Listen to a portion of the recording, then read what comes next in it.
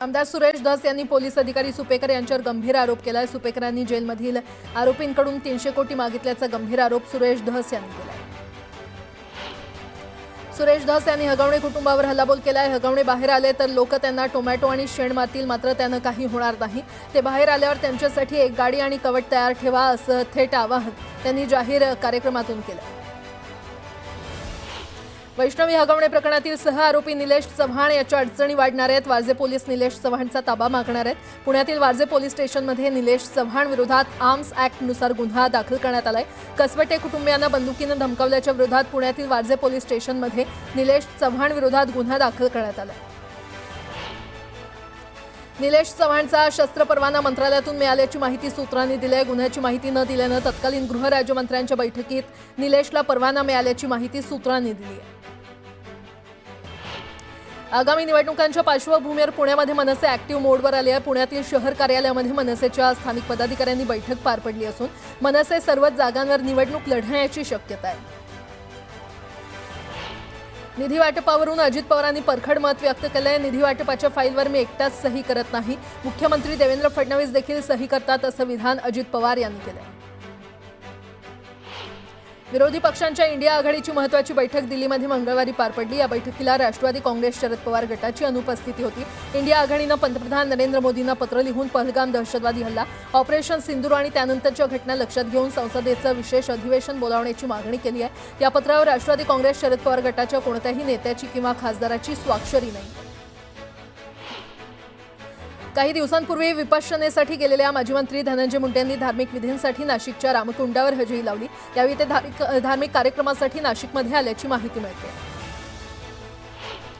शरद पवारांविषयी केलेल्या वादग्रस्त वक्तव्यातून भाजप नेते आमदार गोपीचंद पडळकर यांना दिलासा मिळालाय।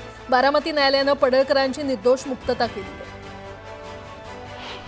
हिंगोलीमध्ये शरद पवारांना मोठा धक्का बसणार आहे। माजी जिल्हा परिषद उपाध्यक्षांसह नगरपंचायत अध्यक्ष, नगरसेवकांसह शेकडो कार्यकर्ते अजित पवारांच्या राष्ट्रवादीमध्ये प्रवेश करणार आहेत। येत्या 8 जूनला अजित पवार यांच्या उपस्थितीमध्ये पक्षप्रवेश होणार आहे। प्रहार संघटनेचे अध्यक्ष बच्चू कडू 8 जूनपासून अमरावतीच्या गुरुकुंज मोजरी इथे बेमुदत अन्नत्याग उपोषण करणार आहेत। शेतकऱ्याची संपूर्ण कर्जमाफी करण्यासह दिव्यांग आणि विधवा महिलांना 6000 मानधन मिळावं या मागणीसाठी बच्चू कडू उपोषण करणार आहेत।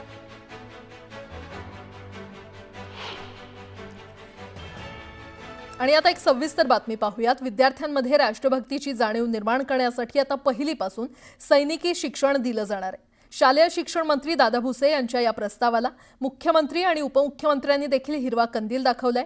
त्यामुळे लवकरच शालेय शिक्षणात सैनिकी प्रशिक्षण अनिवार्य करण्याच्या हालचाली सुरू झाल्यात।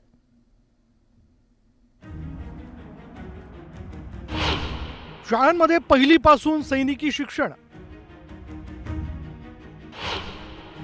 शालेय शिक्षण विभागाचा महत्त्वाचा निर्णय। विद्यार्थ्यांमध्ये देशसेवेचे संस्कार रुजवणार, राष्ट्रप्रथमची भावना निर्माण होणार। भारताच्या शेजारी देशांमधील अस्थिरता आणि अनागोंदीची स्थिती पाहता भारताला सदैव तत्पर राहणं गरजेचं आहे। यात सर्वात मोठी जबाबदारी ही देशाच्या सैनिकांवर येते। त्यामुळे देशाच्या प्रत्येक नागरिकामध्ये सैनिकांप्रमाणे देशप्रेम आणि देशसेवेची भावना निर्माण व्हायला हवी। हाच उद्देश डोळ्यासमोर ठेवून आता महाराष्ट्रात पहिलीपासूनच सैनिकी शिक्षण सक्तीचं केलं जाणार आहे। राज्याच्या शालेय शिक्षण विभागानं हा निर्णय घेतला। विद्यार्थ्यांमध्ये देशभक्ती, राष्ट्रनिष्ठा,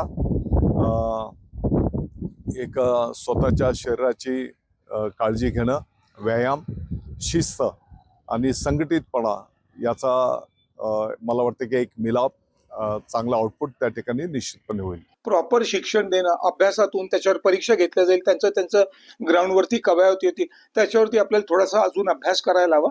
आणि शिक्षणाचे जे धडे आपल्या पुस्तकात येतील त्याच्याबद्दल असं काही गैर नाही, चांगलंच राहील, जेणेकरून आपल्या विद्यार्थ्यांना हळूहळू सैनिकांबद्दल अजून जास्ती आत्मविश्वास आणि आत्मसन्मान वाढेल। खरं तर भारतात आधीपासूनच एनसीसी, स्काउट गाईडद्वारे विद्यार्थ्यांना सैनिकी प्रशिक्षण देण्यात आलं होतं। पण एनसीसी किंवा स्काउट गाईड निवडणं हे ऐच्छिक असतं। आता मात्र पहिलीपासूनच सर्व विद्यार्थ्यांसाठी सैनिकी शिक्षण आणि प्रशिक्षण अनिवार्य असणार आहे। माजी सैनिक, क्रीडा शिक्षक, NCC आणि स्काउट गाईडच्या शिक्षकांकडून विद्यार्थ्यांना सैनिकी शिक्षणाचे धडे दिले जातील. त्यामुळे अगदी लहान वयापासूनच विद्यार्थ्यांना सैनिकी शिक्षण मिळणार असून त्यांच्या मनात देशसेवेची भावना निर्माण होण्यास मदत होईल. महिन्याच्या शेवटच्या शनिवारी माजी सैनिक, खेळांचे शिक्षक, NCC, स्काउट गाईड आणि जिथे आवश्यकता पडली तिथे पोलीस प्रशासनाचंही सहकार्य देण्याचं माननीय मुख्यमंत्री महोदयांनी आश्वस्त केलेलं आहे. 62 पासून आपल्या भारतामध्ये सैनिक स्कूल आहे. सातारा सैनिक स्कूल ही भारतातली प्रथम सैनिक स्कूल आहे. त्याच्या आधी फक्त इंग्रजांच्या 5 मिलिटरी स्कूल होत्या. आणि आपण हे याच्यासाठी आणलं की आपल्या विद्यार्थ्यांना एक वळण लागावं आणि त्यांना आपल्या सैनिकांचं जे जीवन आहे आणि सैनिकांचा जे योगदान आहे देशासाठी, त्याच्यासाठी त्यांचा कसा हातभार लागू शकतो जसं जसं त्यांचं वय वाढतं. जगातील अनेक देशात नागरिकांना सैनिकी शिक्षण घेणं बंधनकारक आहे. त्यामध्ये इस्रायली संरक्षण दलात पुरुषांसाठी 3 वर्ष आणि महिलांसाठी 2 वर्ष देशसेवा करणं सक्तीचं आहे. नॉर्वेमध्ये पुरुषांसाठी लष्करी सेवा अनिवार्य आहे.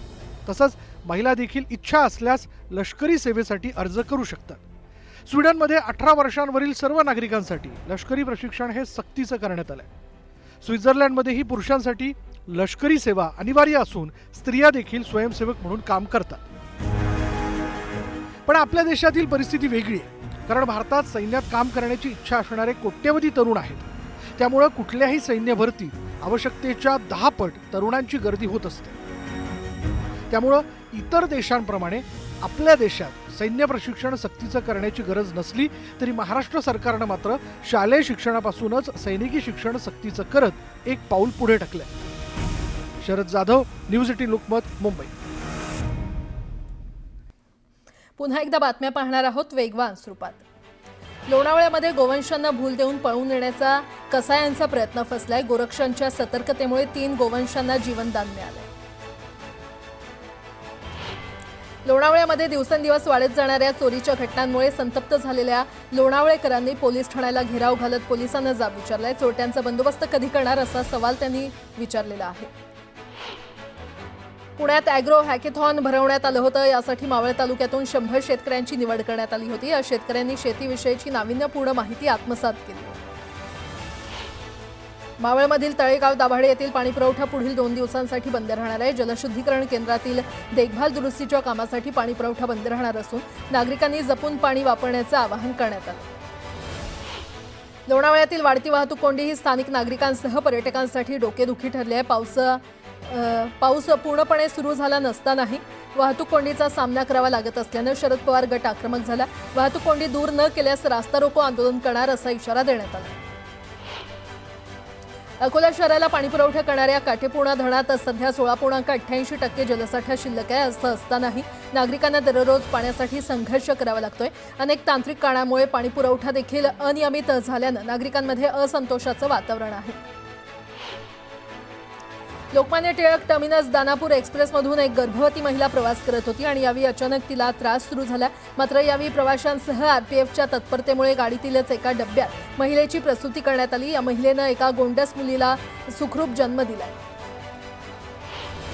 मुसाळे रावेर मार्गावरील पाडळसा गावाजवळील वाहतूक विस्कळीत झाली होती. जवळपास 1.5 तासांपासून या मार्गावरील वाहतूक खोळंबल्यानं जवळपास 4 ते 5 किलोमीटरपर्यंत वाहनांच्या लांबच लांब रांगा लागल्या होत्या. ताडोबा अंधारी व्याघ्र प्रकल्पाला जोडणाऱ्या चंद्रपूर ते मोहर्ली मार्गावर पर्यटक वनविभागाच्या आदेशाला न जुमानता हुज्जत घालत वाहनं थांबवतात. अशा पर्यटकांवर कारवाई करत वनविभागानं आतापर्यंत 28 लाखांचा दंड वसूल केलाय. मात्र वाघाचं दर्शन होत असल्यानं पर्यटकांचा धिंगाणा कायम आहे. धुळ्यातील SSVPS अभियांत्रिकी महाविद्यालयाच्या प्राध्यापकांसह विद्यार्थ्यांनी संशोधन करून सोलर ड्रायरची निर्मिती केली आहे. संपूर्ण भारतीय बनावटीच्या या सोलर ड्रायरचा शेतकऱ्यांना मोठा उपयोग होणार आहे. कुडाळ तालुक्यातील एका तरुणानं नोकरी न करता शेती करण्याचा निर्णय घेतला आणि त्यानं 35 एकरमध्ये बांबू शेती करत लाखोंचं उत्पन्न प्राप्त केलं. सिंधुदुर्गातील 16 गावं जोखीमग्रस्त जाहीर करण्यात आली आहेत. गेल्या 3 वर्षात ज्या ठिकाणी लेप्टोचे रुग्ण आढळले आहेत अशा ठिकाणी साथ रोगाच्या नियंत्रणासाठी आरोग्य विभाग सतर्क झाले. मनमाड मालेगावसह नाशिक जिल्ह्यात झालेल्या पावसामुळे शेतात पाणी साचलं होतं आणि त्याचाच फटका काढणीला आलेल्या कोबी आणि फ्लावरसह शेकडो एकरावरील भाजीपाल्याला बसलाय. सर्व भाजीपाला सडून खराब झाल्यानं शेतकरी मेटाकुटीला आलाय. मराठी शाळेचा टक्का वाढवण्यासाठी अहिल्यानगर जिल्ह्यातील गणोरे ग्रामपंचायतीनं अनोखा निर्णय घेतलाय. गावातील जिल्हा परिषदेच्या शाळेत प्रवेश घेतलेल्या विद्यार्थ्यांच्या पालकांना घरपट्टी आणि पाणीपट्टी माफ करण्याचा निर्णय ग्रामसभेत मंजूर करण्यात आलाय. अजिंठा लेणी बघण्यासाठी आलेल्या पर्यटकांवर आग्यामोहोळच्या माशांनी हल्ला केला. या हल्ल्यामध्ये तब्बल 50 जण जखमी झाले. यावेळी मधमाशांच्या हल्ल्यापासून वाचण्यासाठी इकडे तिकडे पळताना गोंधळ उडाल्यानं एका पर्यटकाचा खाली पडून हातही मोडलाय. 3 दिवसांनी विश्रांती घेतलेल्या पावसानं पुन्हा एकदा पुण्यामध्ये कोसळायला सुरुवात केली आहे. शहरातील अनेक भागात मुसळधार पावसानं हजेरी लावल्यानं वातावरणात देखील गारवा निर्माण झालाय.